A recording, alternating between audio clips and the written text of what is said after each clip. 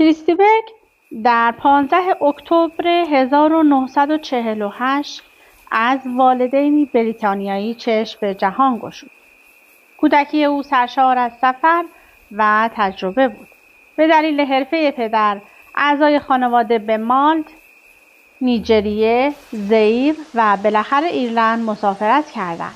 کریستیبرگ هنوز مقیم ایرلند است و با همسرش لیان و 3 فرزندشان روزانا، هابی و مایکان زندگی می کند.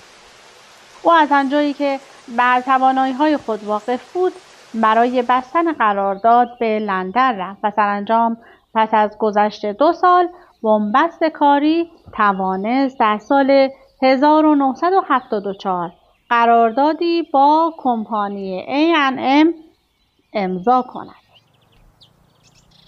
1 سال بعد کریس اولین آلبوم